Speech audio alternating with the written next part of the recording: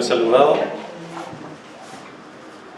Vamos a ir al libro de Primera de Reyes, en el capítulo 17. Primer libro de Reyes, capítulo 17. El pasaje va a ser desde el versículo 1 hasta el versículo 17. Hasta el versículo 7, perdón.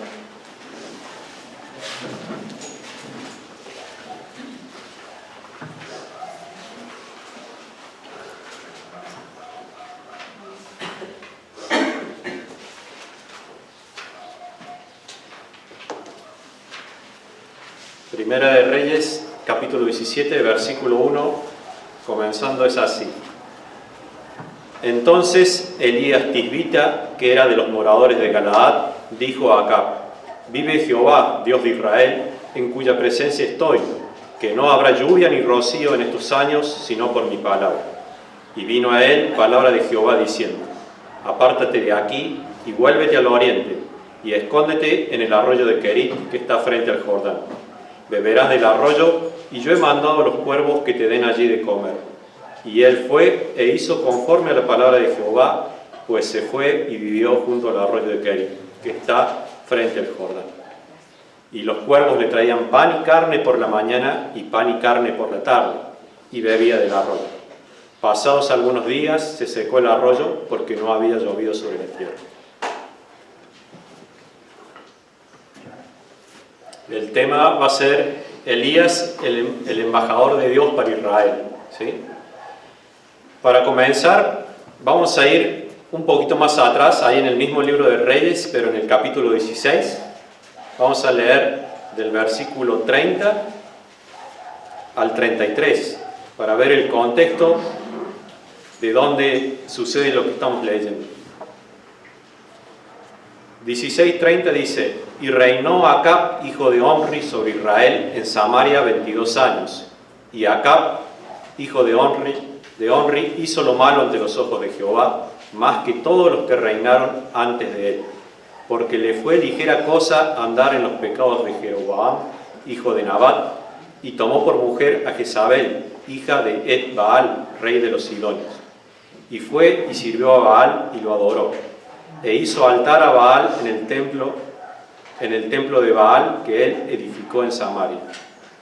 Hizo también Acab una imagen de acera, haciendo así Acab más que todos los reyes de Israel, que reinaron antes que él, para provocar la ira de Jehová, Dios de Israel.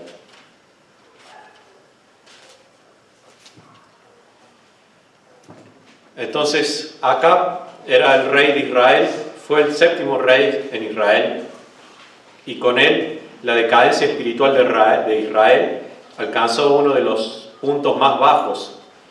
Esta decadencia comenzó ya en el reinado de Salomón, y luego de su muerte el reino de Israel se divide en dos, ¿sí? El reino del sur, llamado Judá, y el reino del norte, llamado Israel. Y es allí donde Elías es llamado para representar a Dios. Vamos al 17:1. Veamos el embajador de Dios. Dice: entonces Elías, que era de los moradores de Galaad. Elías, su nombre significa mi Dios es Jehová, o también mi Dios, Jehová es Dios, ¿sí? El reino del norte se había expandido para ese tiempo a su más fuerte posición económica y política, ¿sí? Después del reinado de Salomón, que llegó al esplendor, ahora con Acab volvía a crecer y a ser fuerte, económica y políticamente. Veamos la procedencia de Elías. Dice que era de la tierra de Galaad al oeste, y esta tierra de Galaad queda al este del río Jordán. Más precisamente era del poblado de Tisbe. Por eso se le dice ahí el Tisbita. Galaad significa abrupto, áspero. Es una región montañosa que es famosa por sus bosques. Y Elías aparece en la historia de una forma repentina, ¿sí? Vienen hablando de los reyes que gobernaron y de repente aparece Elías. No se mencionan sus antepasados, no se sabe, no se menciona ni el nombre de su padre ni el nombre de su madre. ¿Cuál era el carácter de Elías? Vayamos a Santiago 5:17. Vamos a leer ahí la primera parte solamente del versículo. Santiago 5, versículo 17.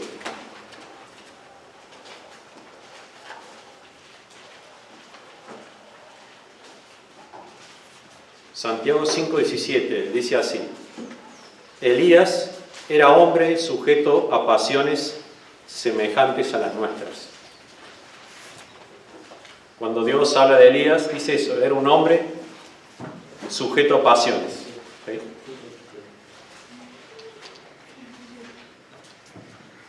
Tal vez era esforzado, porque vivir en una región montañosa siempre es más dificultoso que vivir en la llanura. Por eso las grandes ciudades, ¿sí?, se edifican en terrenos llanos, allí donde se puede trasladar, donde se puede cosechar.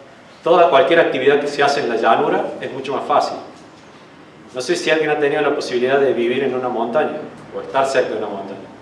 Cada vez que te mueves, o descendes o subís, y luego tenés que volver a hacer lo mismo.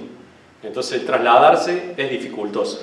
Aparte que el terreno, al ser desnivelado, siempre trae problemas para moverse. Un ejemplo de una ciudad construida en las montañas es La Paz, en Bolivia. ¿Sí? Es una ciudad totalmente construida en la montaña. Gracias a Dios pudimos ir a ese lugar y lo que sentimos fue, uno, falta el aire, ¿sí?, porque está en altura. Y segundo, hacíamos una cuadra descendiendo y luego tenemos que hacer una cuadra para volver a subir. Habremos hecho 5 cuadras y estamos cansados, ¿sí? Bueno, Elías vivía en una región montañosa. Por eso podemos deducir que era un hombre que se esforzaba. No era una vida sencilla la que tenía allí. Además era sencillo, y eso lo podemos ver, un dato más de él en Segunda de Reyes, un poquito más adelante, en el capítulo 1, en el versículo 7 y 8.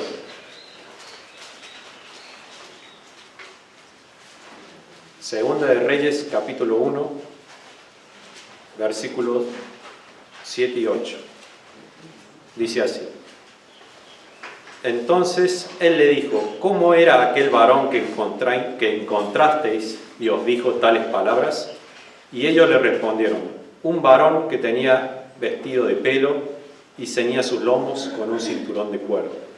Entonces él dijo: es Elías Tisbita. No tenía ropa esplendorosa, ¿sí? ¿Le hace recordar a alguien su vestimenta? Vino antes de Cristo, Juan el Bautista, ¿no? Sencillo, ¿sí? No tenía comodidades. Dios llama y utiliza a personas comunes, ¿sí? No es un requisito excluyente que sea de un país determinado o de un lugar en particular o pertenecer a una familia especial. Tampoco es excluyente que tenga un nivel grande intelectual o que tenga virtudes de carácter o morales. Vayamos a 1 Corintios 1:26. 1 Corintios 1:26, vamos a leer hasta el 29.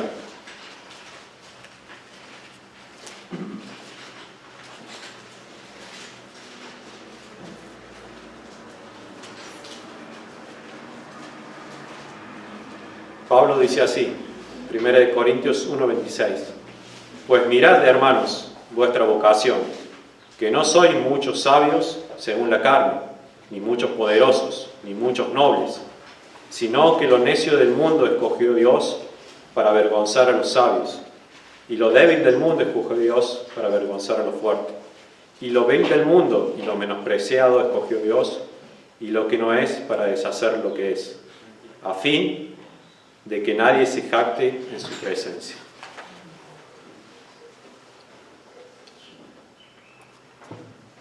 ¿Por qué no es excluyente? Porque es Dios quien llama, es Dios quien escoge, es Dios quien envía, es Dios quien prepara a la persona para hacer su obra. como él dice allí, para que nadie se jacte.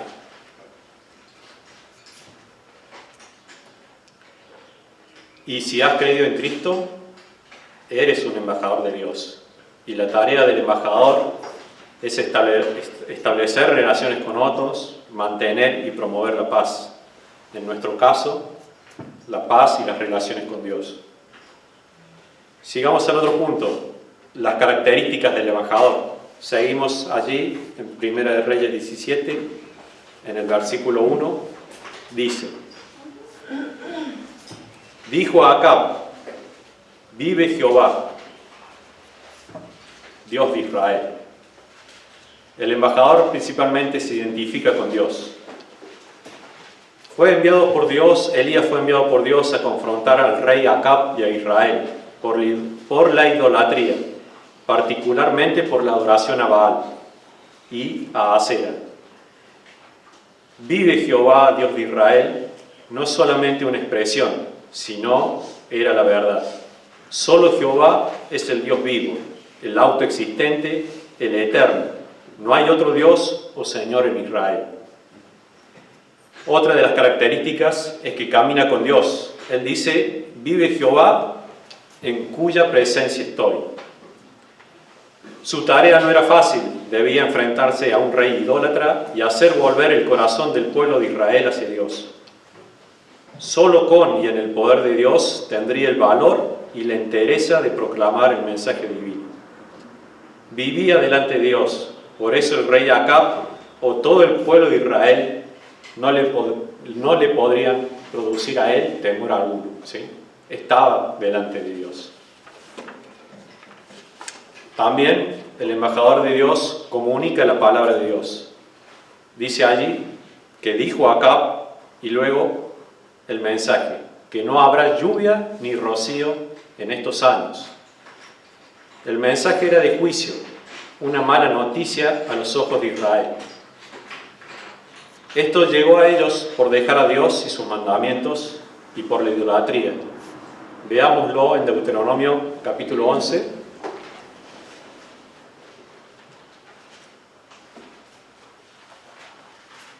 Deuteronomio 11.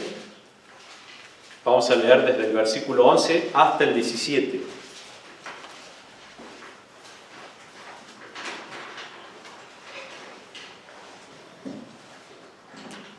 Recuerde que al no llover, ¿sí?, iba a faltar el agua y las cosechas, las producciones, los animales iban a sufrir.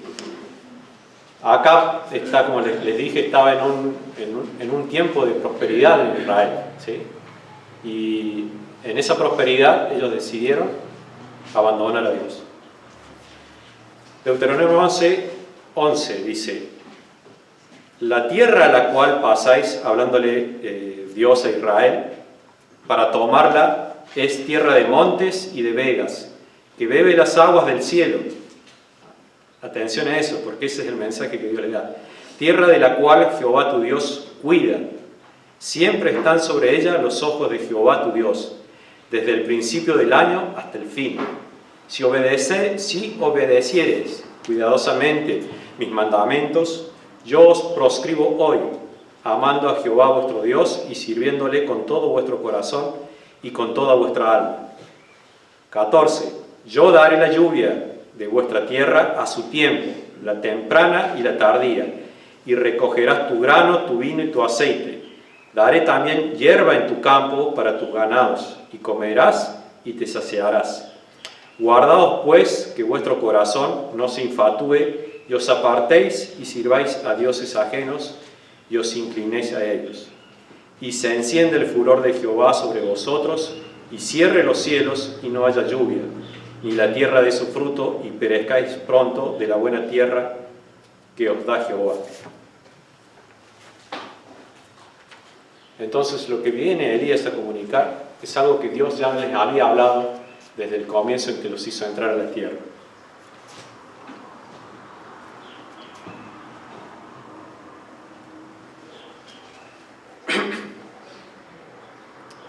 Seguimos. Entonces ellos dejaron a Dios, que según Deuteronomio dice que el que iba a dar la lluvia, el que iba a hacer producir los frutos, y empiezan a adorar a Baal. ¿Quién era Baal? Baal era un dios cananeo, el dios más importante de esa región, y que su nombre significaba Señor. Y adivine de qué era Baal. Era el dios de la lluvia y las tormentas, ¿sí? Y por consiguiente, el dios de la fertilidad, aquel que hacía que produjeran los frutos, que crecieran los pastos. Qué horrible ofensa, ¿no? Dios había dicho que Él era el que iba a dar la lluvia, el que iba a cuidar el territorio. Él iba a mandar la lluvia, si le obedecían, la temprana y la tardía. Y sin embargo ellos dejan a Dios y se buscan un ídolo y el poder que Dios ejercía sobre la tierra se lo otorgan a Baal. No. Si hoy día estamos siendo prosperados no es a causa de Dios. Si hoy día producimos mucho es a causa de Baal, que es el Dios de la fertilidad. Le atribuían a un Dios muerto el poder que le pertenecía a Dios. Seguimos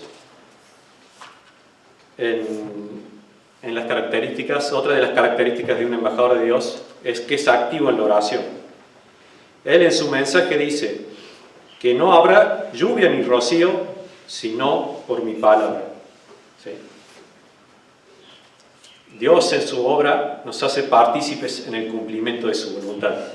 Volvamos a Santiago 5:17, donde habíamos leído la primera parte de ese versículo. Ahora vamos a leer la segunda parte.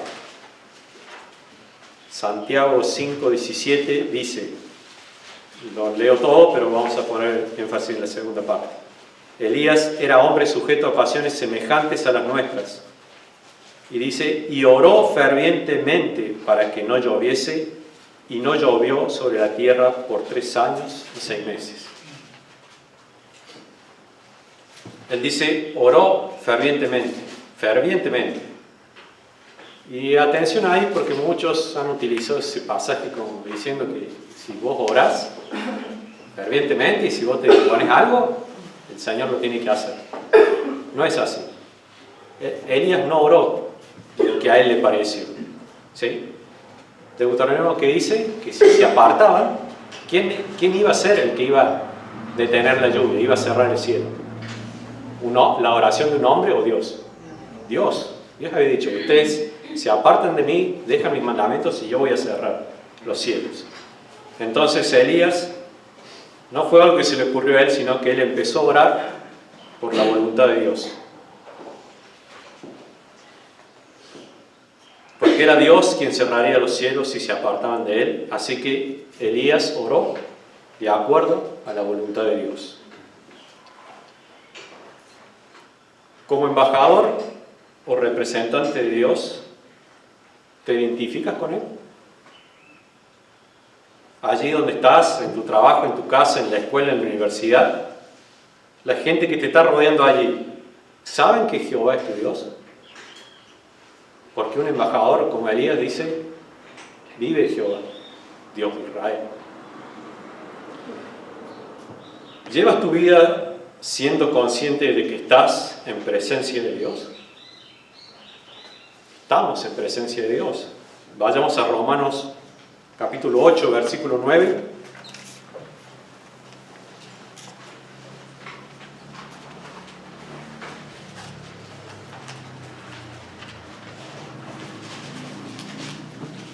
Romanos capítulo 8, versículo 9. Dice, mas vosotros no vivís según la carne, sino según el Espíritu, si es que el Espíritu de Dios mora en vosotros. Si has creído, el Espíritu de Dios mora en ti. Amén. El Espíritu Santo es Dios y está en ti. Está presente en tu mente, en tu corazón. Por ejemplo, cuando hablas o cuando vas a tomar una decisión. ¿Estás consciente de que Dios está en ti? Porque a veces olvidamos eso. Y muchas de nuestras flaquezas y muchas de nuestras caídas vienen a causa de eso. Es que nos sentimos que estamos mal y pareciera que Dios no habitara más en nosotros. Y no es así. ¿Predicas el mensaje de Dios, que es el Evangelio? ¿O tú tienes tu propio mensaje de cómo se ha de vivir? El Evangelio, que Cristo es el Hijo de Dios, que murió por nuestros pecados, que fue sepultado y que resucitó al tercer día, y que hay vida en su nombre para todo aquel que cree en Él. Ese es el mensaje que debemos predicar. ¿Estás orando? ¿Cómo lo estás haciendo?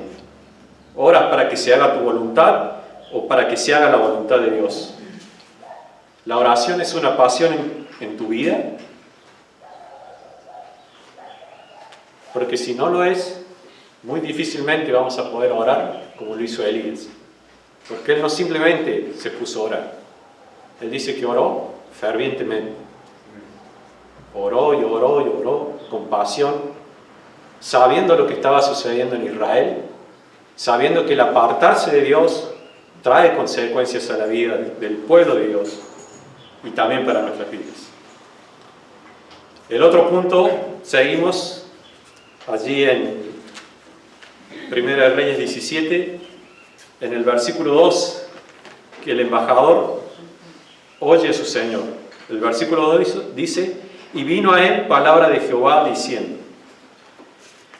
Dios siempre tiene una palabra para su siervo, no lo va a dejar inactivo.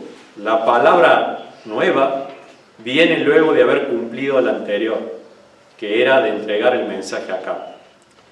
Elías está atento a la voz de Dios para ser guiado por él. ¿Quién es el Señor de nuestras vidas? ¿Quién está sobre ti? ¿A quién te sometes para que gobierne tu vida? ¿Te sometes a Dios? ¿Es Dios quien gobierna tu vida? ¿O eres tú el que toma todas las decisiones? El que dice que está bien, el que dice que está mal, el que dice qué se ha de hacer y qué no se ha de hacer. Para Elías no era así. Para Elías, Jehová era su Dios y él estaba atento a lo que Dios fuera a decir y fuera a traer para su vida. Vayamos al Salmo 119, el versículo 133. Salmos 119, versículo 133.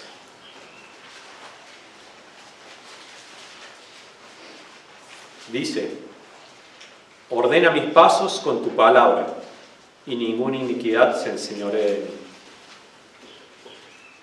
¿Sí? El salmista le pide a Dios: ordena mis pasos.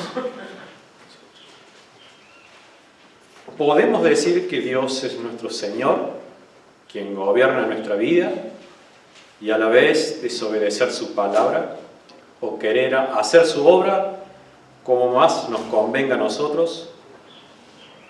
¿O criticamos a Dios porque a nuestros ojos sería mejor hacerlo de otra manera? Muchas veces queremos las bendiciones y luego, tal vez, vamos a obedecer. Queremos que se nos confíe mucho, pero no somos fieles en lo poco. Para seguir adelante debemos primero hacer lo que se nos ha pedido. Si no, estaremos estancados y no habrá otra palabra o otra tarea nueva. Porque, ¿para qué se nos daría otra orden o otra palabra o otra tarea si aún no hemos hecho lo primero que se nos mandó a hacer? Continuemos. Luego seguimos en el versículo 3, el mandato de Dios para Elías. Versículo 3 dice: apártate de aquí y vuélvete al oriente y escóndete en el arroyo de Querib que está frente al Jordán. Le manda a que se separe, le dice: apártate de aquí. Lo más probable, ¿sí?, es que Elías habló con Acab en Samaria, ¿sí?, que era la capital del reino del norte, Y justamente allí, como leímos en 1 Reyes 17, Acab había construido un templo para adorar a Baal. ¿Sí? Entonces muy probablemente que Elías haya ido hasta allí y le haya hablado a Acab. Entonces Dios le ordena salir de allí. Probablemente su vida, después de un tiempo, empezaría a correr peligro en ese lugar. Era un lugar donde se estaba adorando a otro Dios. Luego le dice, vuélvete al oriente. Debía abandonar ese lugar de idolatría y regresar a la región donde Dios lo había llamado. Luego dice, escóndete en el arroyo de Querib, que está frente al Jordán. Debía refugiarse en Dios. Dice, escóndete en el arroyo de Querib, que está frente al Jordán. Dios sabe que el mensaje entregado es de juicio para Israel y que tal vez ahora, en el momento que le entregó, no lo iban a tomar en serio, no lo iban a tomar en cuenta. Porque recuerden, Elías no vino de una familia de sacerdotes, de levitas, de alguien importante, alguien que decía, no. Acab cuando lo vio un hombre que le dijo las palabras de Dios, pero para él era un hombre con pelo de camello, con cinturón, así que mucha atención no le llamó. Entonces se le dice que volviera a esconderse. ¿Por qué? Porque su vida, al no comenzar a llover, iba a ser empezada a tomar en serio.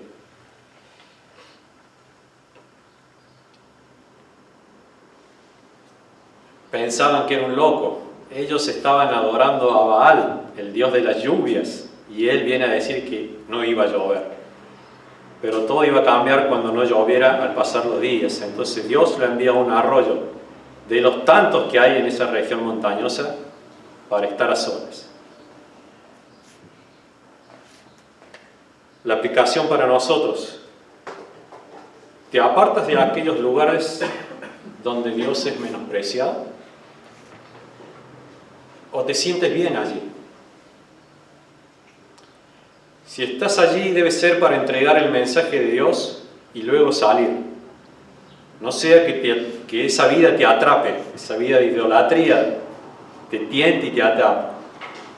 Debemos volvernos a Dios de corazón y de mente para estar con Él y dejar aquella vieja vida de pecado que muchas veces anda dando vueltas o nos trae recuerdos.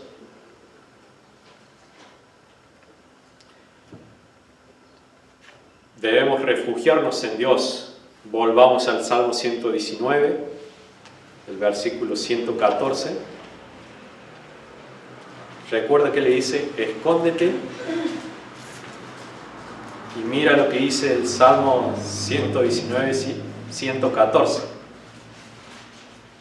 Salmo 119, 114 dice, mi escondedero y mi escudo eres tú, en tu palabra he esperado.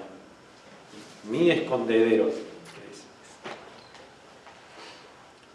Él es Dios, es nuestro lugar seguro, nuestro lugar seguro. A solos con Dios debemos estar para que seamos limpiados por su palabra, consolados, animados, fortalecidos, pues estamos en un mundo que está en tinieblas. ¿Sí? Tú sales a trabajar, tú sales a estudiar, tú sales a hacer tus tareas y tal vez escuches su nombre. Y si generalmente lo escuchas en tono de burla. Entonces es necesario que nos apartemos, es necesario que nos volvamos a Él y que nos refugiemos en Él. Sigamos en el versículo 4. Dios sostiene a su siervo. Versículo 4 dice, beberás del arroyo y yo he mandado a los cuervos que te den allí de comer. Dios ha determinado un lugar para sustentar a Elías y su provisión será de dos maneras. Una natural, ¿sí? Porque él dice, ve hasta el arroyo de Querib y le dice, y beberás del arroyo. Lo envió a un lugar donde iba a encontrar agua. Y la segunda forma de de sostenerlo va a ser sobrenatural. Pues le dice que, y yo he mandado a los cuervos que te den allí de comer. El alimento. Él dice que Él ha mandado a los cuervos a comer. No lo busque, pero lo veo en Levítico 11:13. Dios hace una separación entre animales puros e inmundos, ¿sí? Y el cuervo, entre otras aves, era un animal inmundo. Era un animal que el israelita no debía comer. Pero a Dios eso no le impide ordenar a los cuervos a que le trajeran el alimento. Son animales carroñeros, ¿sí? Y hay un total de 40 especies de cuervos, ¿sí? Generalmente nosotros, si ha llegado a ver uno, hemos visto el cuervo que tiene este tamaño, unos 30-35 centímetros, pero dice que hay cuervos en otras regiones de hasta 65 centímetros. ¿Cuál usó Dios? No lo sé, pero podemos intuir que capaz que haya sido uno más grande. Vamos ahora a Lucas 12:24 para ver lo que Dios hace a favor de ellos, de estos animales. Lucas 12:24 dice: considerad los cuervos, que ni siembran ni ciegan, que ni tienen despensa ni granero, y Dios los alimenta. ¿No valéis vosotros mucho más que las aves? Dios alimenta a los cuervos, y ahora es el mismo Dios quien le manda a los cuervos a que ahora vayan y traigan el alimento para ellos. Dios los alimenta sin que ellos trabajen, simplemente tienen que ir y buscarlo.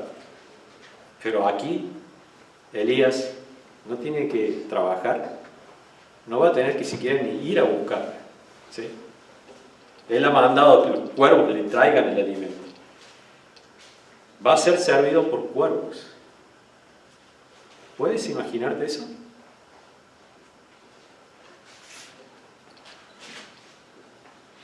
Y ahora, el lugar.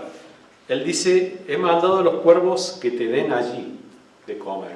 ¿Recuerda dónde lo había enviado? Al arroyo de Kerit, que está frente al Jordán. La orden es específica. El sustento sería donde Dios le dijo. No iba a ser en su casa, no iba a ser en la ciudad, tampoco él tenía que buscarla. Recuerde eso, porque si trabajamos para el Señor, podemos descansar en que Él nos va a proveer para nuestras necesidades. De manera natural, con nuestro trabajo, que nos ha dado a través de otros hermanos, y si no, de forma sobrenatural, haciendo Él maravillas, ¿sí? Porque toda la creación le obedece y está para su gloria. Él proveerá donde Él decida, no donde nosotros querramos. Y lo va a hacer a su manera. Muchas veces nos desesperamos, ¿sí? Y por necesidad o por falta de fe buscamos, ¿sí?, conseguir lo que Dios ha prometido que nos va a dar. Y a veces podemos caer en el error que cayó Abraham. ¿Dios a dónde envió a Abraham? A la tierra de Canaán. Pero hubo hambre y Abraham descendió a Egipto. Las bendiciones fueron en la tierra de Canaán. Ahí fue donde Dios lo envió. Sin embargo, él fue a Egipto y esa ida a Egipto después trajo consecuencias, graves consecuencias para él y para su descendencia. Seguimos en el versículo 5. El embajador debe ser obediente a Dios.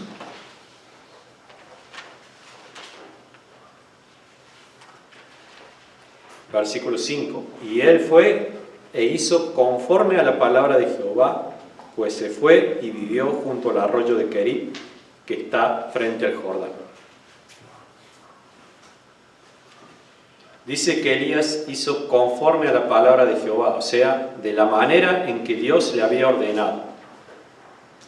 Salió de ahí, volvió a la región de donde Dios lo había llamado y se escondió, exactamente donde Dios le dijo que tenía que estar. ¿Obedecemos a Dios de la manera en que Dios nos pide?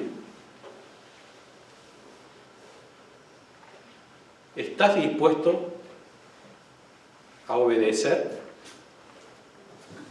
a lo que Dios pueda pedirte o a lo que Dios te mande a hacer?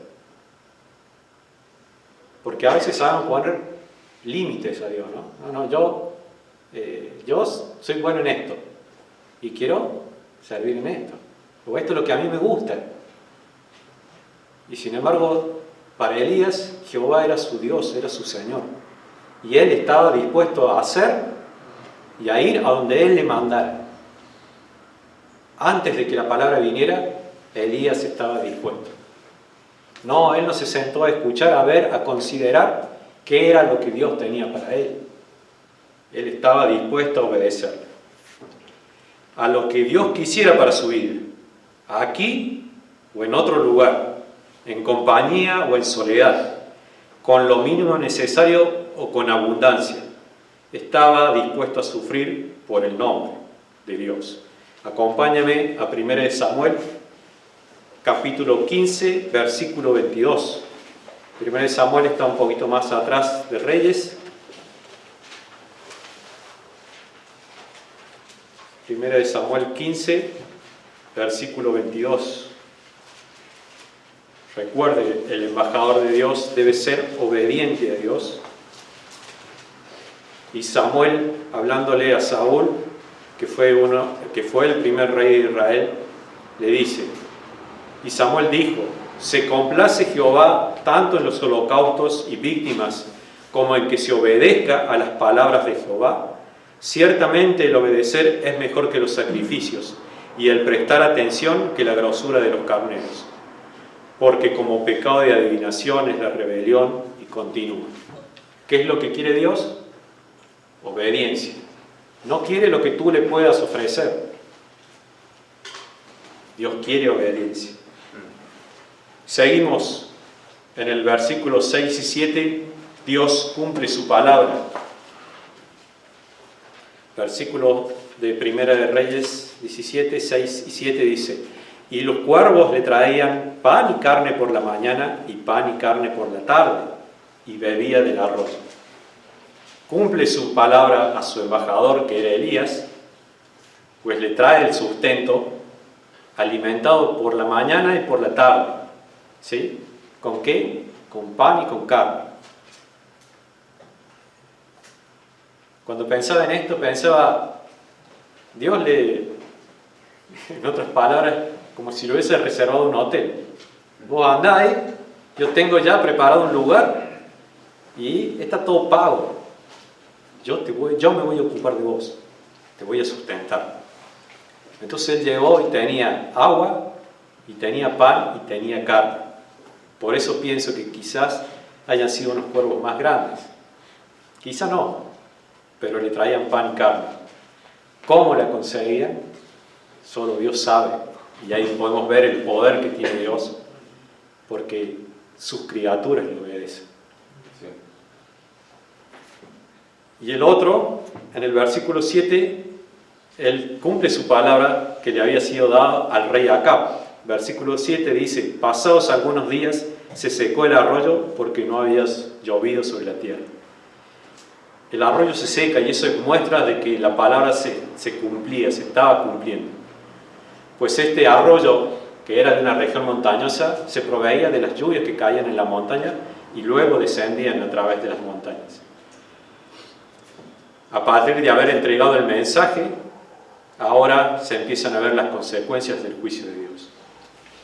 Hermanos, Dios es fiel a su palabra.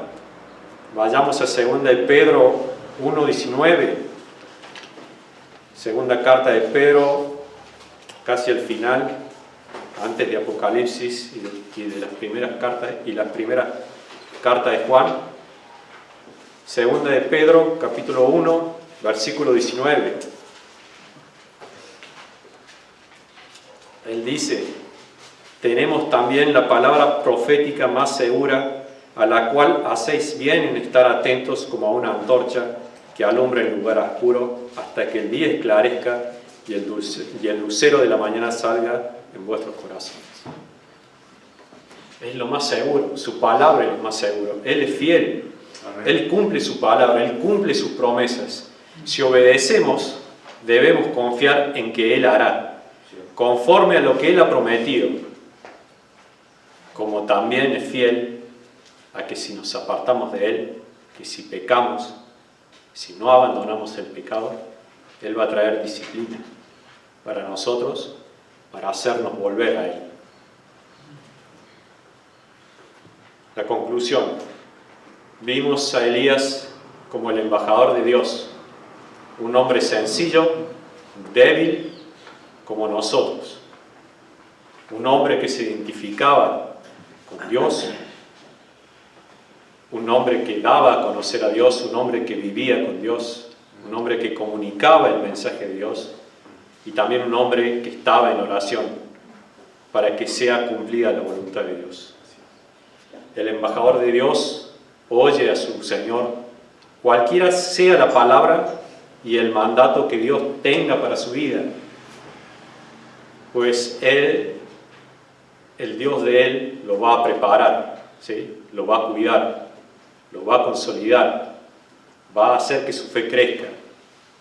Dios va a proveer para su embajador de forma natural, o si es necesario, de forma sobrenatural. Él tiene preparado un lugar específico donde le dará lo necesario y aún más. El embajador ha de ser obediente para poder desempeñar su tarea de manera eficiente. Pues Dios cumple su palabra, ya sea para bendición o para disciplinar a aquellos que se apartan de Él. Vayamos a 2 Corintios 5:20 para terminar. 2 Corintios, capítulo 5, versículo 20.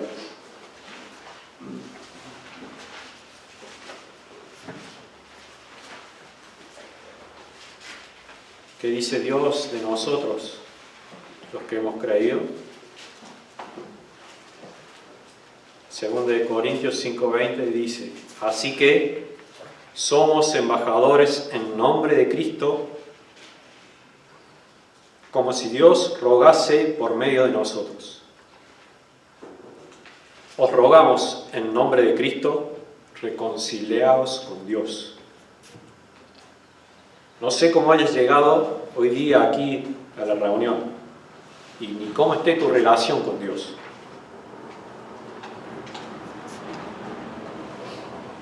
Si tienes algún ídolo en tu vida, si estás tomando el tiempo que le corresponde a Dios y lo estás ocupando en otra cosa que para ti es más importante.